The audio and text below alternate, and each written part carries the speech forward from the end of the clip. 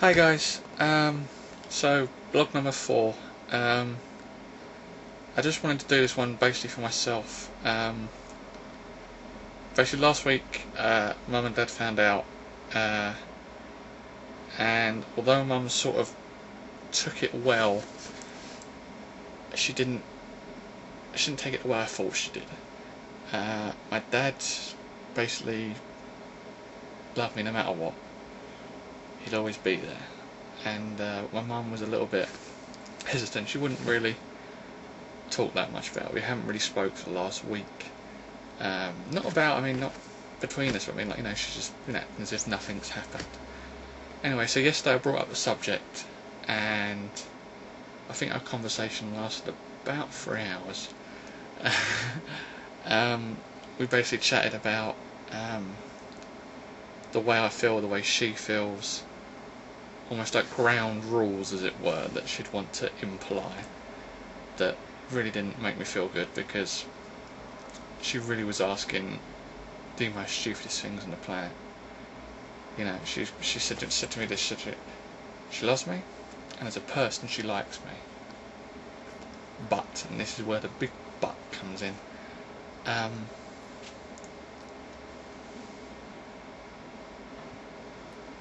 she doesn't feel she can go down this route. She could not live with me if I was a woman. Now, in fairness, that's fine. I live with my parents, and I know that sort of thing could, there is no right and wrong about that. Some people can take it, some people can't. As I said, I do know for a fact that I would change as a person if the reason I really haven't gone the way I wanted to in such a long time is basically because of my family. And a lot of people call it stealth, and I understand it, and some people hate the word stealth. I know Ice Cold Bath doesn't like people that go stealth. I understand where she's coming from, but sometimes it's something that has to be done in order to sort of not necessarily protect, but to shield others from just hurt. And I hate it because it's something that I've wanted to tell. I've wanted to tell everyone. I have people at work that may just say the most slightest thing to me, and I want to tell them. But I understand. I'm still not totally out, as it were. I'm on sort of like the first stepping stone, as it was. But basically, my mum basically said to me that she would always love me, and that words feel great, but, and this is where the big starts again, she couldn't live with it.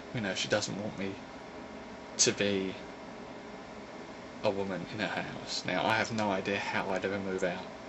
I'm definitely not, up to moving out at this point in time in my life. I would have to have some serious money behind me, and I don't. But so these were sort of the rules she set up, and maybe you out there will understand how I'm feeling. Rule 1 was that she didn't want me in the house to ever dress as a woman, and she said, she has no problem with me doing what I want to do as long as it's done in private, out of the way, as it were. Now, I am not a cross-dresser. I'm cross-dressing now, but I do not want to be a cross-dresser. That's a whole different type of person to what we are. We are transgendered. We want to be a woman. We don't enjoy dressing up in women's clothes. We want to be a woman. We feel like a woman, and we want to be a woman. And she sort of said, go do it, but do it behind closed doors. So if you move out, be a woman, but don't ever come around our house. Don't ever meet me as a woman. Well, I can't do that. I have such a great family, and Christmas Day and my birthdays for us are brilliant because we get all the family together. And she's basically excluded me from ever that happening. I basically said to her, I said, what would you like me to do Christmas Day if I had this done? If I went through the stages, I got the breasts, I got the body I want, had surgery, You know, what would you like me to do? Would you like me to turn up Christmas Day in a suit? Because I'll do that, you know what I mean? I'll do it. If it means I can be with the family, I'll turn up Christmas dinner in a suit. But you are aware that there will be this sort of bulge here. And she was like, what for? I was like, well, that's obvious. I don't like dressing up in women's clothing. It's not just that. I want to be a woman. Our bodies feel feminine. And she was trying to come up with every single possible excuse for why I feel this way. And, you know, she came close to tears, I came close to tears, because she wasn't hitting the spot. And, you know, I would try and put something across and she would always finish my sentence, but what she'd finish was nowhere near what I was trying to put across, and it drove me crazy. So this is the thing about me and my mum. I love her, but when we get into an argument, she will always talk when I'm talking. I can never interrupt her, but when I talk, she interrupts, and she always finishes my sentences or answers the questions that she thinks I'm trying to ask, and I never am. I'm always going down a completely different route, and we always have to start back from square one. I mean, you know, she's really sort of put a massive boundary at the moment, and it's really freaking me out. I mean, I do, in a weird sort of way, I'm happy that my dad is with me. Like, not with, no, he definitely doesn't want me to do it, but, you know, he'll meet me on the level. So maybe that's a good stepping stone. And, you know, I do feel that if I had my mum behind me in a weird sort of way, it would pave the way for others to accept me the way I am, like the rest of my family. If my family are behind me, then that spreads out. If my mum and dad's behind me, then I automatically become the black sheep, as it were. Now, I don't want to be the black sheep of the family. No way on earth do I want to be the black sheep of the family. We're too close, you know. But as I said, I know I will be miserable the rest of my life. It's like, I've always wanted to get into films. You know, it's my passion. I'd do anything in films, where it's acting, special effects, anything. But, you know, me as a person, I've always looked and studied and read as whatever I could do with directing. You know, it's my dream to be a director.